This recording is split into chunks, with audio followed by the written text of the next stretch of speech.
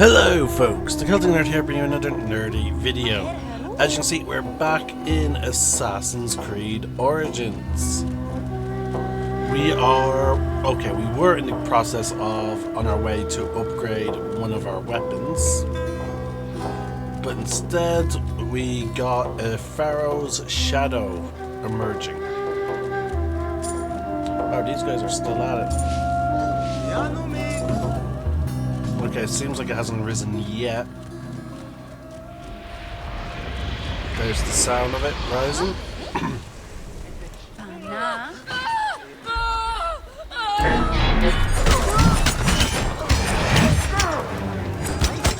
Get it.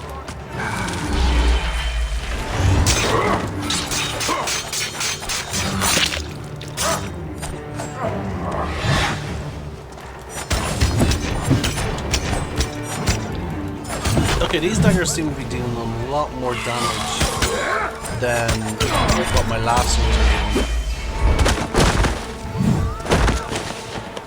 Right decision, get it.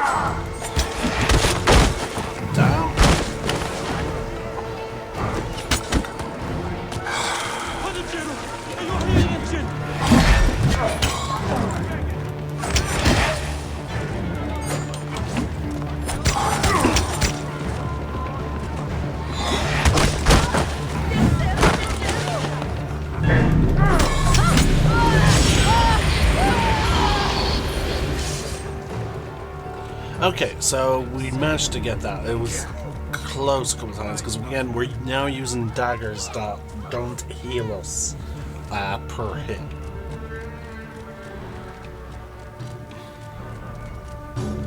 Now, over the course of exploring throughout the game and being curious about certain things, I should be cautious around here. now the warehouse was there, but not there. We go. There's the Smee. Now the armor I'm wearing is called the Servant of Amun, which is like the chief deity. And apparently all these gods have, all these pharaohs are essentially against Amun. So there we go. We got these in our last DLC, the Blades of Thoth.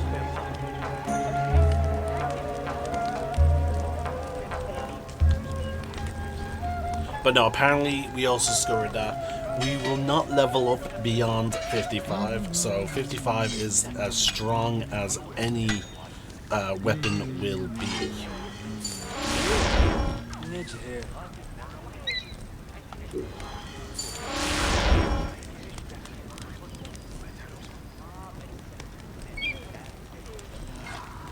And there we go, so we pretty much maxed out. The only reason now we will have to spend our money is to simply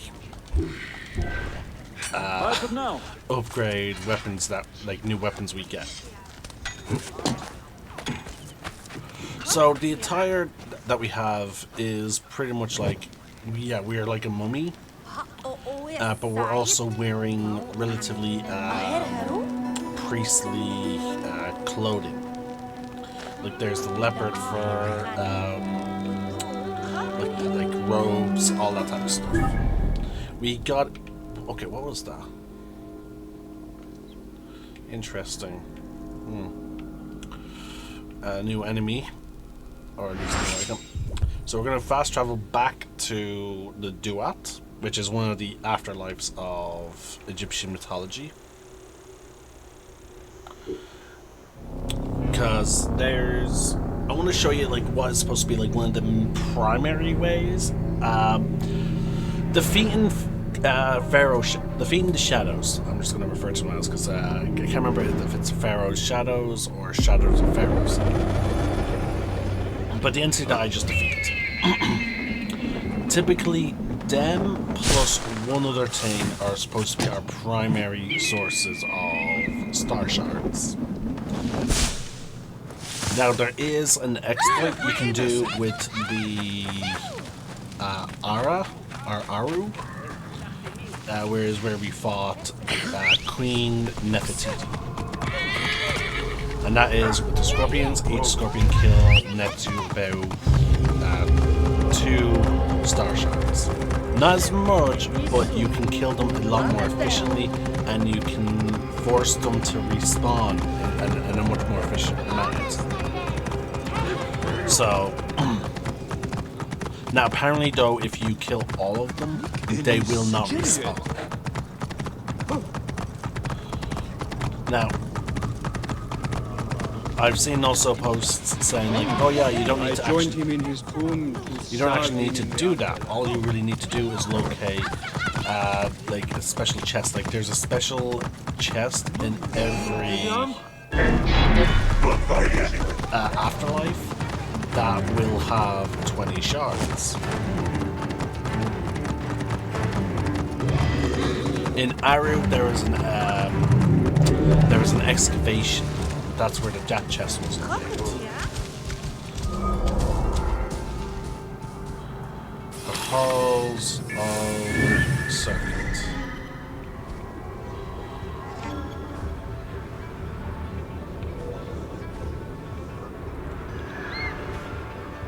I'm not seeing any icon.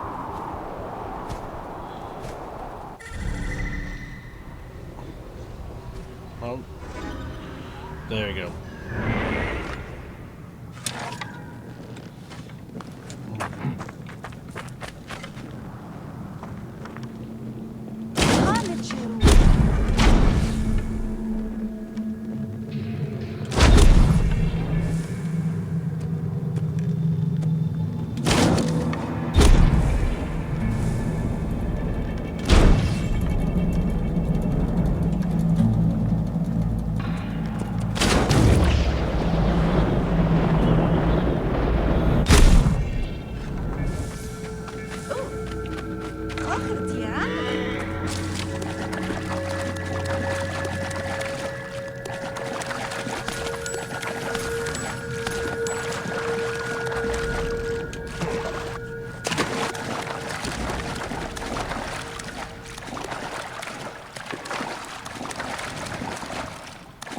Wow, they're really making it so you can't just up and leave.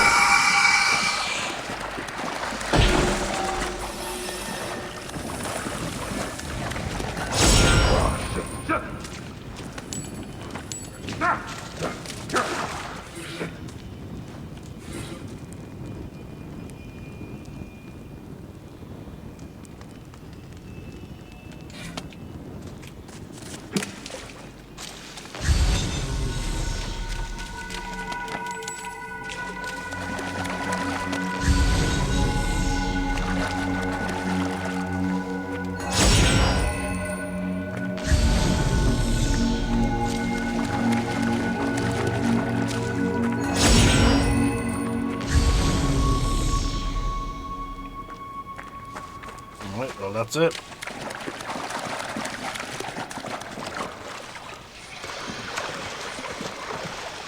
Also, I never noticed that you actually hear the scraping of the metal on stone. Never noticed that until now.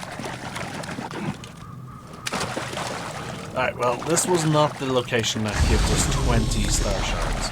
But we did pick up about a total of 8, I believe. So that puts us at 15. And we, in order to get everything to their past our base 20, we do need another 5. So like once we get 5 more, we can upgrade the breastplate, which will then mean that everything else only requires the final 30.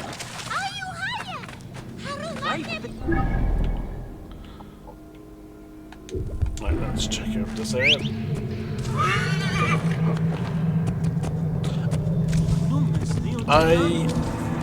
But yeah, in our previous video, we did a very interesting quest that I thought was just a simple side quest, but no, it turns out it was us banishing, or sorry, we were protecting the afterlife of Tutankhamun from Septimius.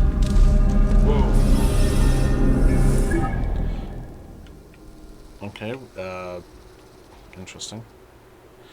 And apparently he used the heart of a child to, you know, cheat his way.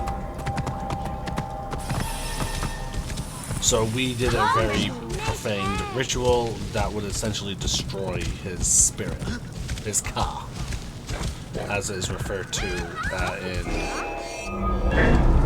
the Egyptian mythos.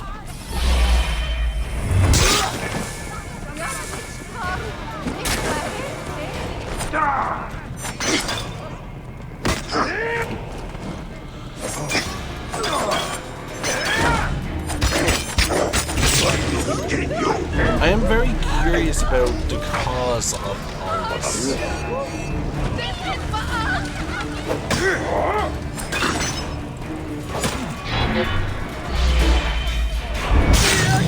Because we definitely saw the light. The light that we stepped into that brought us here was definitely easy tech light. And I refer to the glow that Izu technology has. Like, it appears like a sort of light, like a shield, to use other sci-fi terminologies, like an energy shield. But the thing is, we stepped through it. So clearly we're interfacing with some kind of Izu tech. I'm just very curious about what it actually is.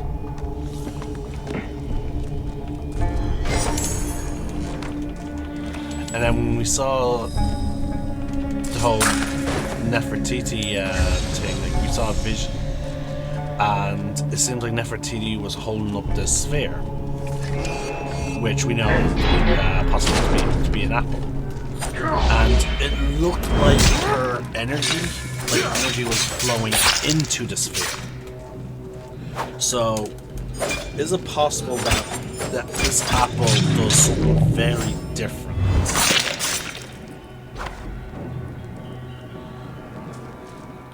We know that like the apples can create like huge hallucinations to various degrees. We saw the first time the apple of Eden was introduced, we saw that it could manipulate the minds of large groups of people. It could create duplicates and illusions, real enough to injure someone, as evidenced by I can't remember his name, but he was Altair's mentor. He was the Grand Master of the Templar Order. I can't remember his name, but yeah, we saw him do that with the apple, and we also saw it with Pope Borgia. What if this, and then we saw again, even from a distance, Connor used the apple to create a huge illusion between him and George Washington, showing him the dangers of how easy it could be to slip into tyranny. So, what if this apple,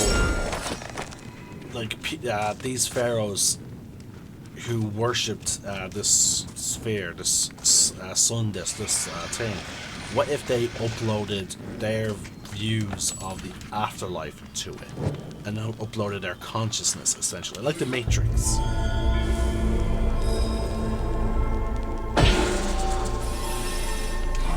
And we are seeing, and these areas that Bayok is entering are simply entering the mindscape of the remnants of the personality of the Pharaohs.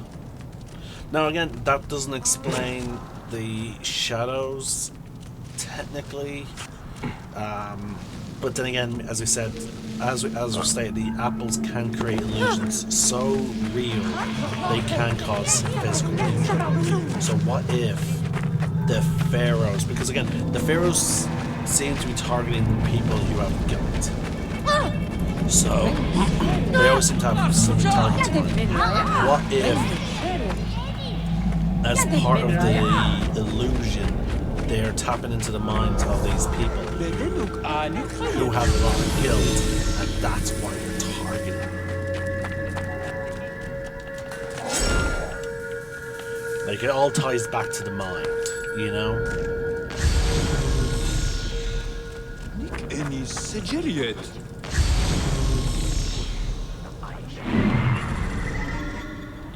Right, there's 2 treasures. One's there. One's there. Excellent.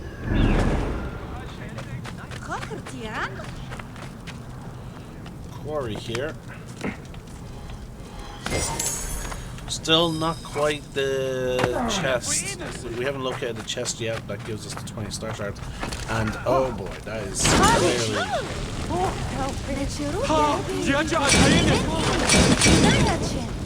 Well, we have to wait for the fire to burn out.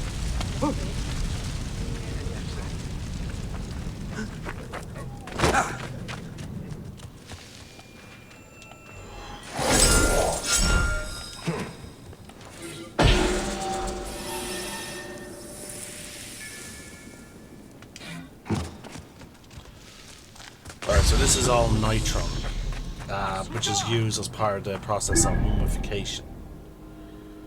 Now, we still have treasure here to be looted, so maybe it's tied to that.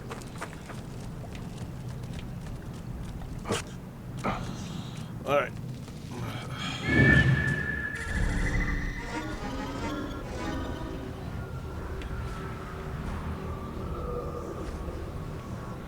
Did I say mummification there? Mummifying, yes. Yes, I did.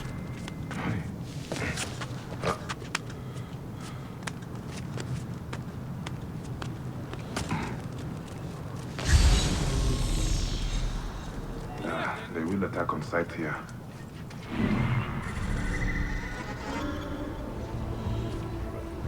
We want to locate treasure.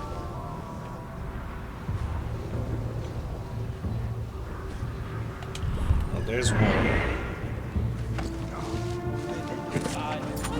It's on this level, but there's a bit of too many enemies. Should have to work.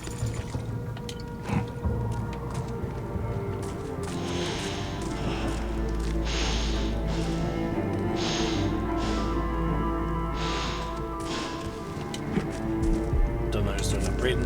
Could be the dogs.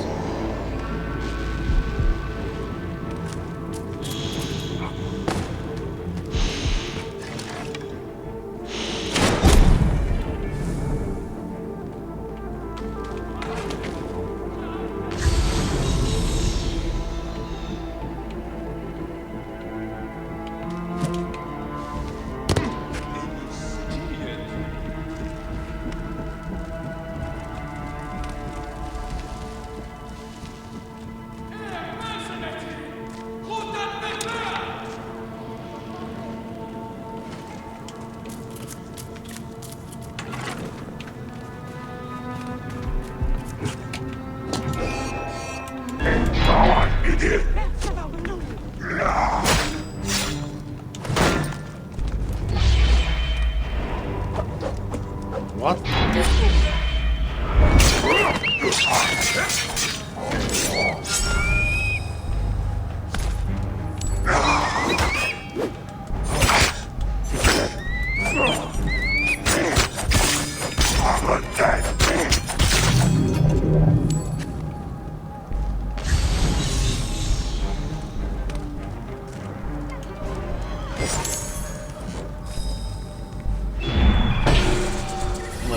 I'm definitely collecting the stay.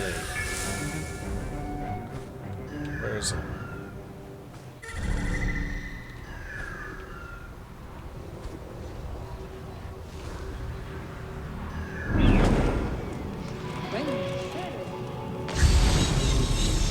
It was down below.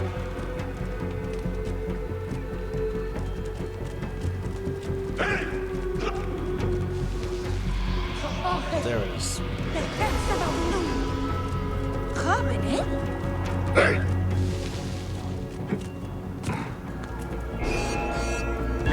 Get it!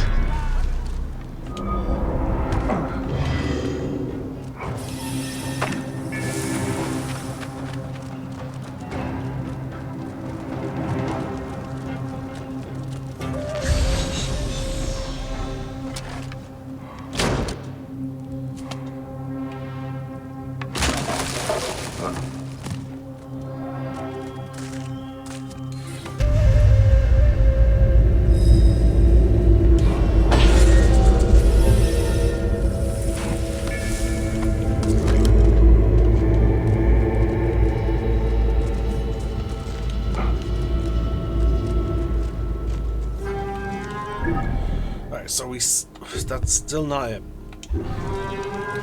Might have something to do with the snake Epep. Again, I'm probably butchering the name of this massive snake. I don't know if he was a deity or if he was like some kind of primordial or whatever. Of course there's an enemy.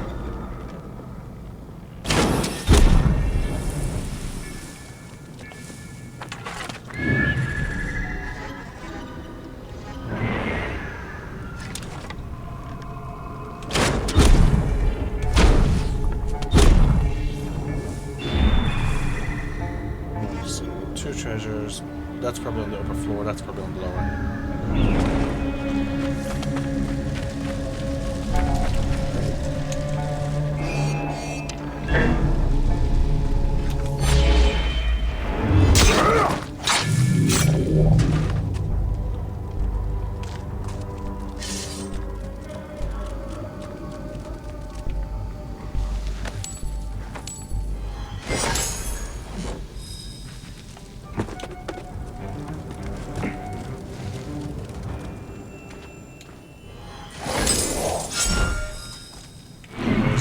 Treasure we're missing. And there it is.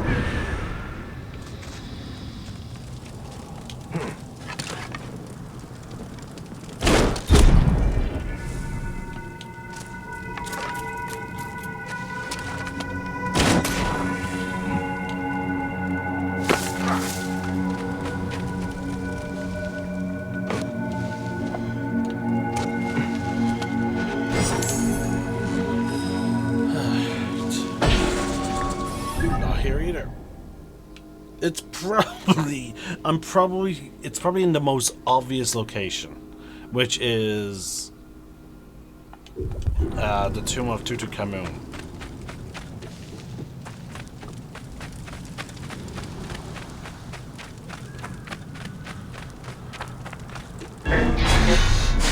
I remember this area, all the snakes.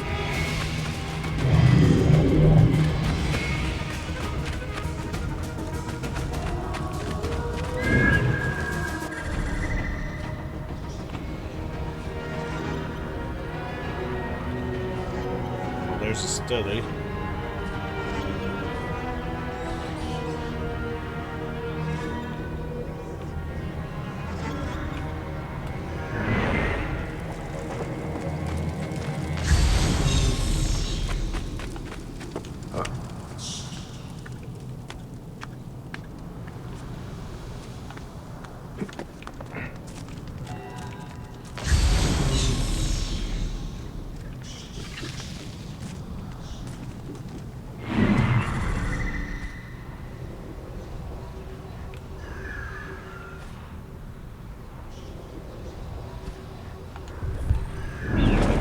Okay, I marked the treasure. Okay, so it's below me.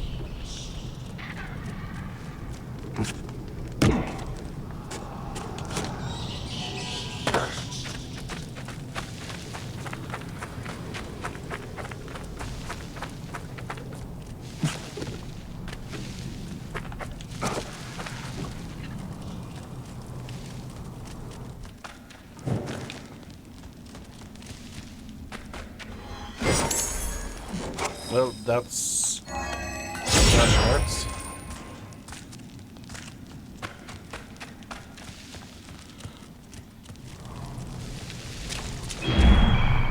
Alright. And then the next one, again, I believe the stele counts as one.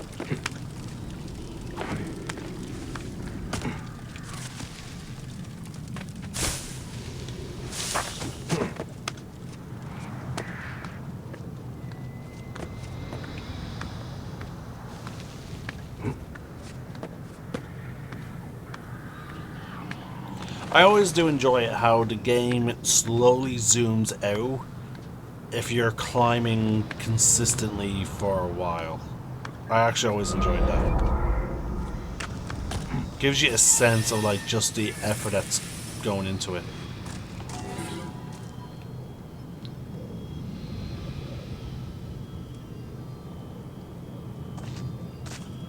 So the idea is this snake constantly dies.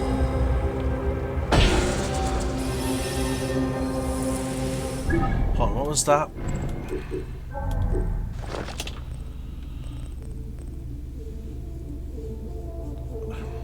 Behind the eternal parlor, lotus-scented, he lies. From the flowing water's pillars loom in darkness. Hidden is the name of the fifth of the duat, revealed beyond the jaws of the cobra-headed Wajet. So apparently we collected 4 pieces, so we were missing a piece for Cleopatra. We're going to save that. And we'll title that video The Mysteries of the Pharaohs. But for now, we're going to focus on things. Okay, so this was not the area I thought it was going to be. So we're going to fly down. Could be that.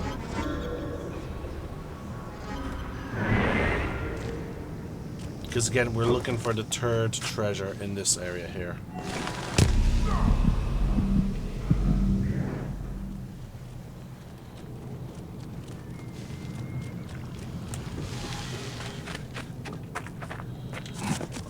Okay.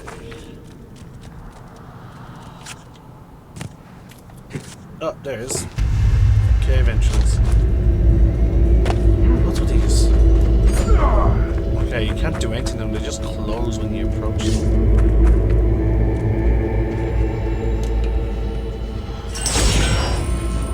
And there was carbon crystal. I love how in these past DLCs, folks, they throw carbon crystal back. The game's basically just been like, upgrade your gear, please.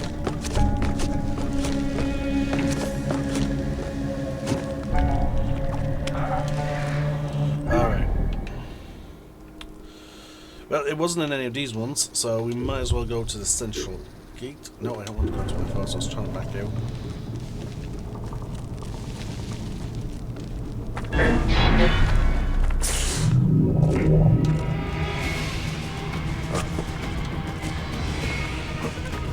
Yeah, no, so far this is my favorite area, just because of its design. I mean, it's a treasure map. I think we'll find out once I get into range.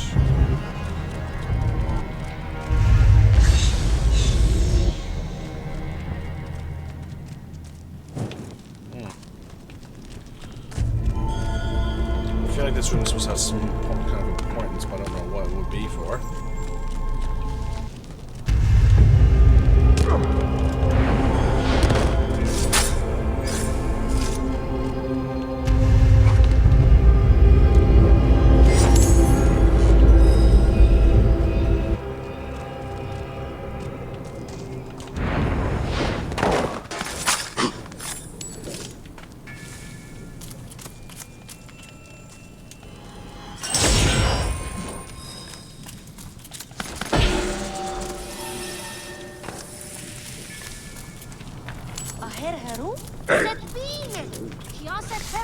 So that's the central gate. Still not our target. So let's just go to the 212 to come in now. it is, again, as I said, the most obvious location. We do know that also each palace is supposed to be the location of where we, I guess, we fight the Pharaoh.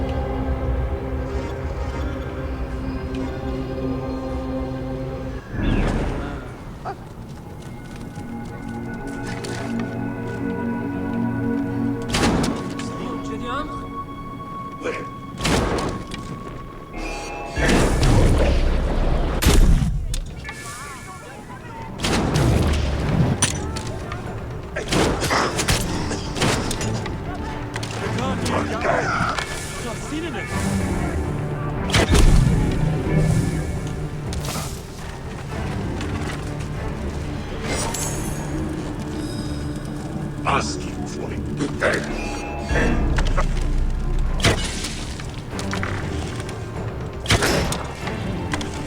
Die, idiot!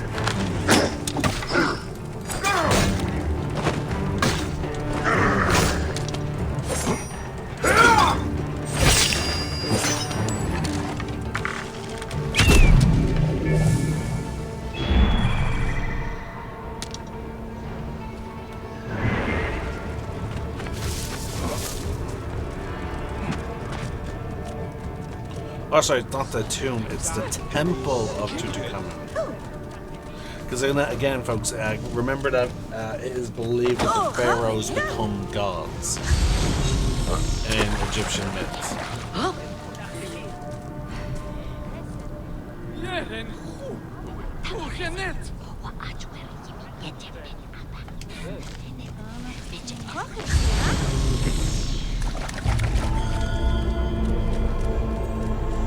Ooh, and Senu's not available.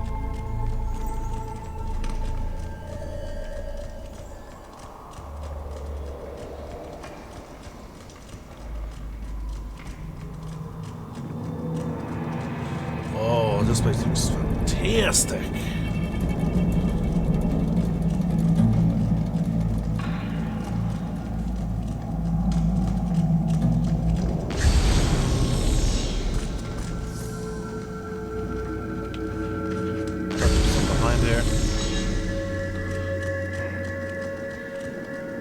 There's a star shard just sitting on the ground.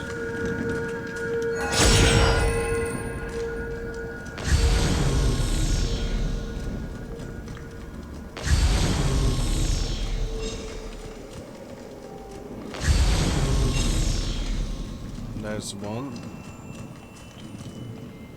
Nope.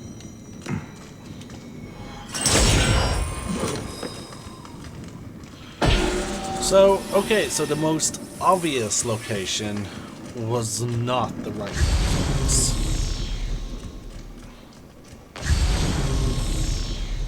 one. And I'm also very, I'm actually pleasantly surprised that Tutankhamun is not one of the shadows we have to fight.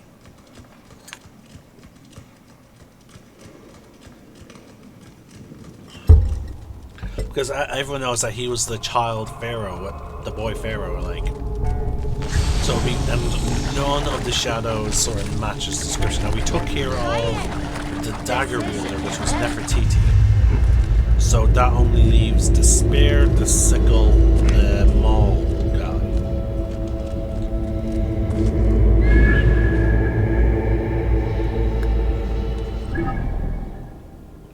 Alright. We're gonna go to this one first. Because we might as well work our way towards the exit.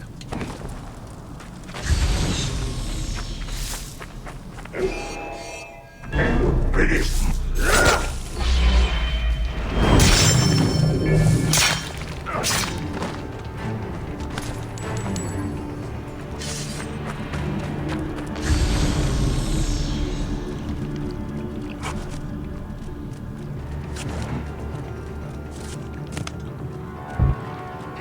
Okay, yeah, we should have crossed the.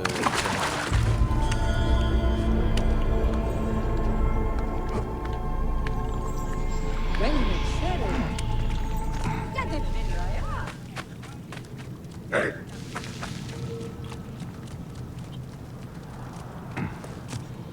Now, the reason why these jackals are, like these Anubises, like attack us on sight is because they know we are of the living. They're like, yeah, you shouldn't be here.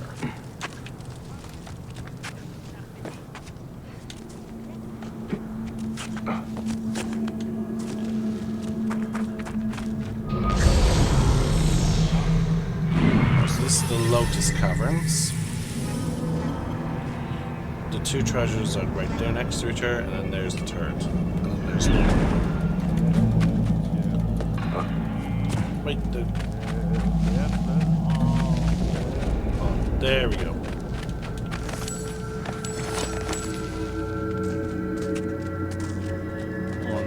I'm picking up two right there, but I could have sworn they were higher up, weren't they?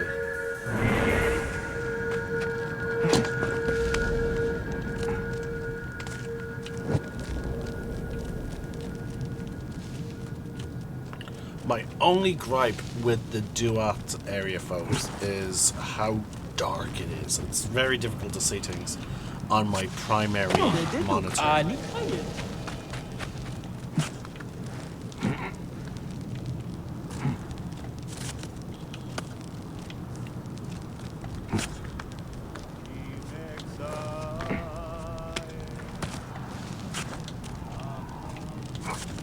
There has to be some kind of entrance.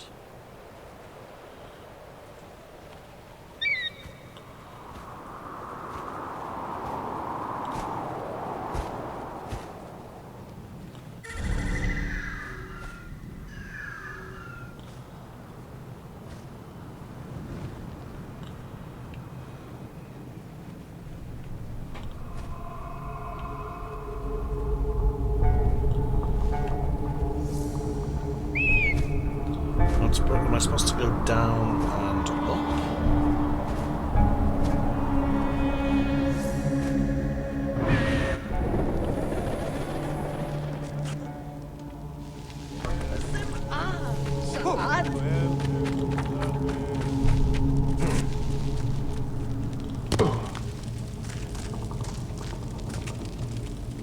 No?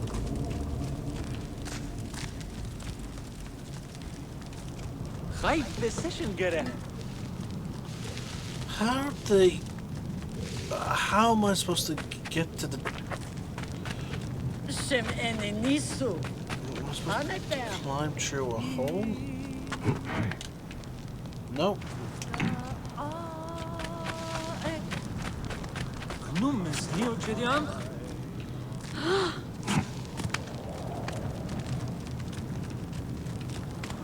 How the bloody hell am I supposed to get these?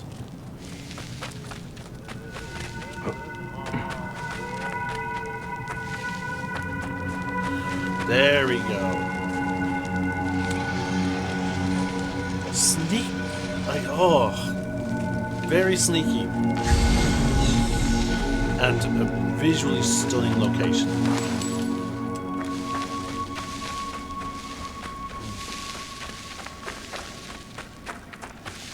And strange enough, I don't associate lotuses with Egypt. I associate them with more so Japan.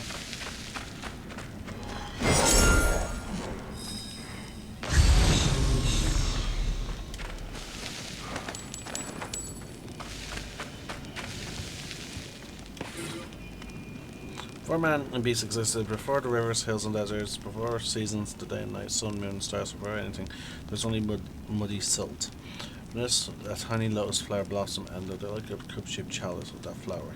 The Creator was born, all came after, for this we revere the lotus. It is the flower of sun, the creation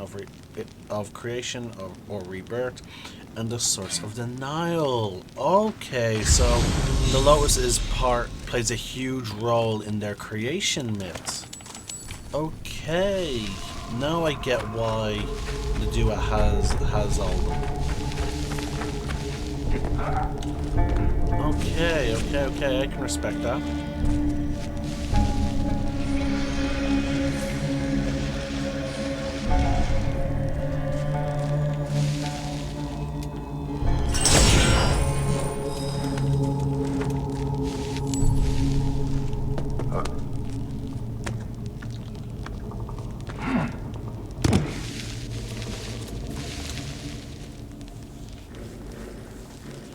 Just surprised to find that then it's all here in the duat. Again, I don't know much about Egyptian myths, so maybe the duat plays more significance as opposed to then just the place where they go when they die.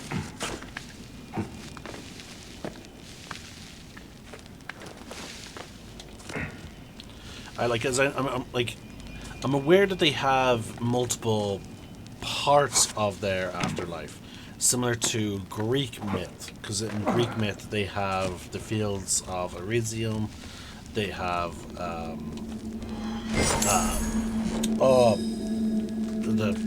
fields of punishment, all that.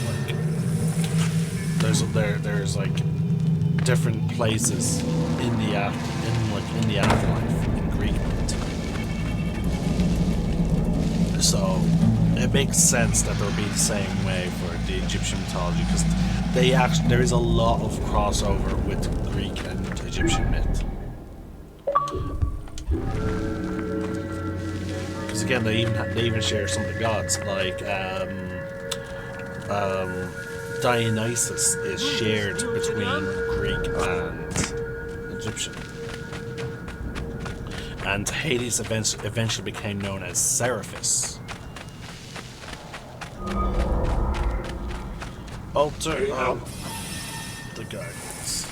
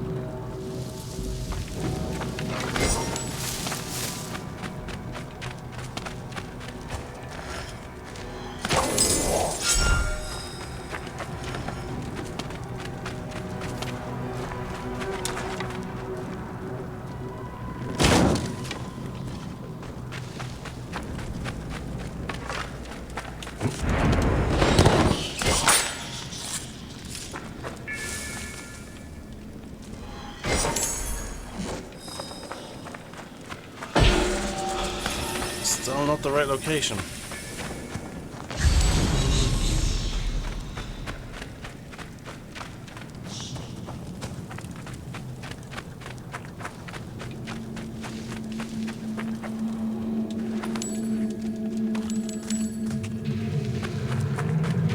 Alright, we have 2 more locations, folks. Oh. More the boss.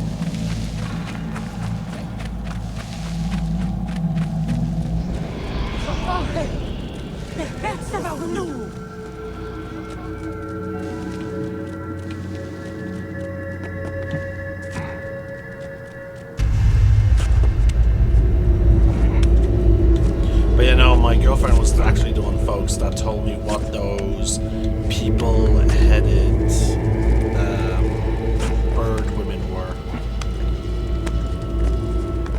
I mistook them for harpies, which I was like, I don't know. I don't think harpies are part of Greek myth. Sorry, are part of Egyptian myth.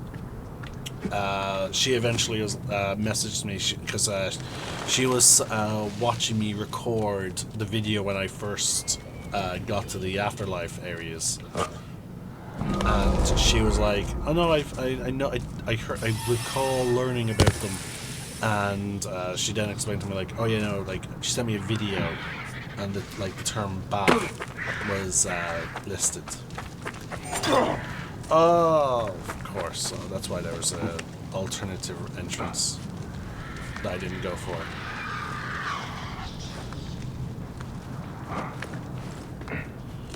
There we go.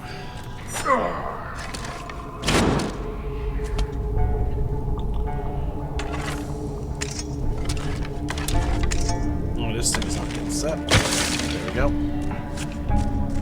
Just drop down.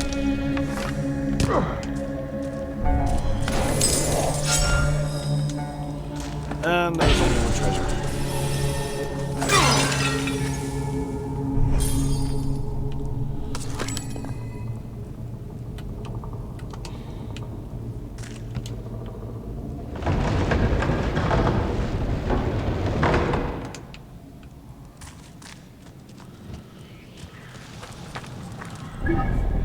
Okay, so the thing must be here.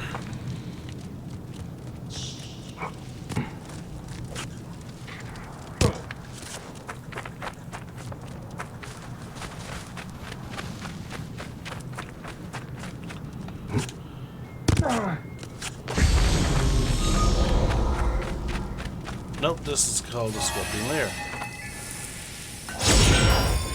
Well, we found two pieces on the ground there, so we can now upgrade the breastplate. Alright, so we are close to maxing out. And we need about another 3 ability points to level up everything. Our objective is to simply kill the scorpion.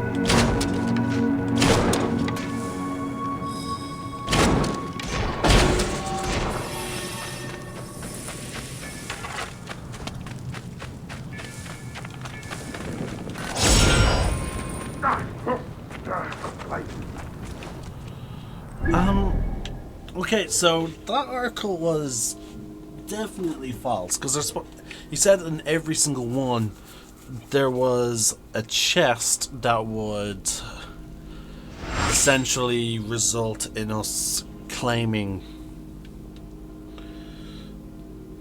what's it called, 20 shards of thing. Now apparently so we did miss a location, and we did miss a stele.